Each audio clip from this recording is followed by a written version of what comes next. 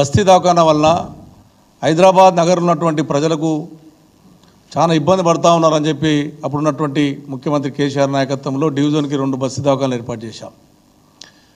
నేను ఇవాళ నా కుక్కట్పల్లి కాన్స్టిట్యూన్సీలో ఉన్నటువంటి అన్ని డివిజన్లలో చాలామంది పబ్లిక్ వచ్చి నాకు చెప్పడం వల్ల గోళీలు దొరికిస్తలేరు సార్ అని చెప్పడం వల్ల సరే చూద్దామని చెప్పి ఇలా మార్నింగ్ అన్ని డివిజన్లో మా కార్పొరేటర్లో నేను అన్ని డివిజన్లో కూడా తిరిగితే ఒక్క హాస్పిటల్లో ఒక్క గోళీ లేదు, బీపీ గోళీ లేదు, షుగర్ గోళీ లేదు, చెకప్ చేసేట డాక్టర్లు చక్కగా లేరు.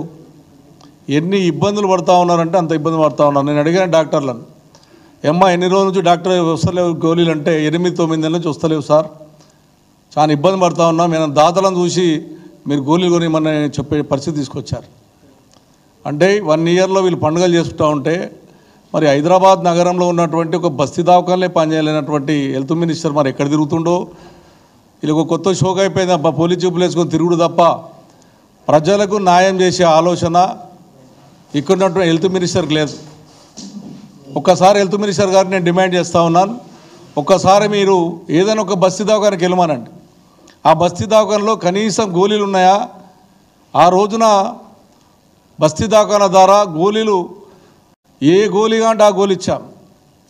డాక్టర్లు చెప్తా ఉన్నారు అప్పుడు గతంలో ప్రభుత్వంలో ఉన్నప్పుడు అన్ని రకాలుగా ఇచ్చారు, ఇప్పుడు చూస్తే వస్తలేవు, మాకు వచ్చే జీతంలో తెచ్చుకోమని చెప్తున్నారు కొంతమంది దాదలను దూరమని చెప్తా ఉన్నారు. ఈ రకంగా ఇబ్బంది పడుతున్నాం మేమని చెప్పి కొంతమంది డాక్టర్లు బంద్ చేసే పరిస్థితికి వచ్చారు.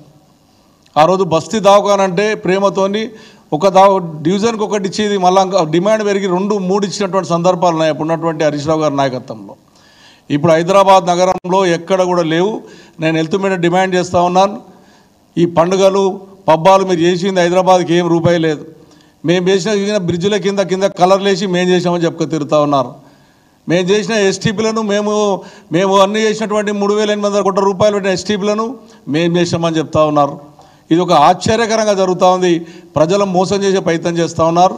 నేను ప్రభుత్వాన్ని డిమాండ్ చేస్తూ ఉన్నాను, మీరు ఎట్టి పరిస్థితుల్లో బస్తీ దవాఖానాలను పట్టించుకోండి, ప్రజలను ఆదుకోండి, ప్రజలకున్న కష్టాలు తీర్చండి. మీరు గోళీలు ఇవ్వలేనటువంటి పరిస్థితి మీరు ఉన్నారంటే మీ ప్రభుత్వం ప్రజలకు ఎంత బాగా చేస్తున్నారు అనేటువంటిది ప్రజలే చెప్తా ఉన్నారు. ఒక్కసారి బస్తీ దవాఖానాలకు వెళ్ళి చెక్ చేసుకోమని, మీ ఆఫీసర్లు ఏ ఒక్క డాక్టర్ కూడా హాస్పిటల్ ఉండలేదు, టైంకు 10 గంటలకు 11 వచ్చి గంట సేపు ఉండి వెళ్ళిపోతూ ఉన్నారు, ప్రజలు తిరిగి పోతూ ఉన్నారు.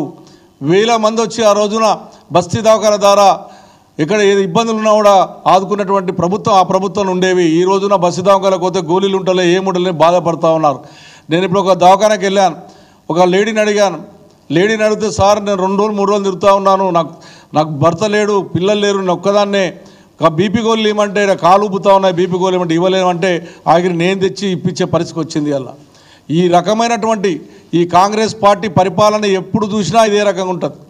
గతంలో గవర్నమెంట్ హాస్పిటల్ కూడా భయపడేవారు, టీఆర్ఎస్ పార్టీ ప్రభుత్వం వచ్చిన తర్వాత గవర్నమెంట్ హాస్పిటల్ కూడా డెలివరీ చేసుకునే అవకాశాలు ఉండేవి.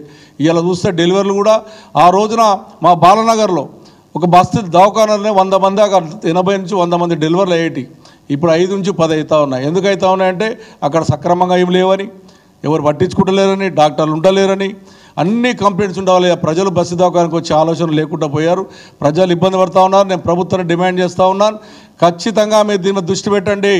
దృష్టి పెట్టకపోతే ఖచ్చితంగా టీఆర్ఎస్ పార్టీ పరంగా బస్తీ దవాఖానా పరంగా పోరాడతామని చెప్పి సందర్భంగా తెలియజేస్తూ ఉన్నాను.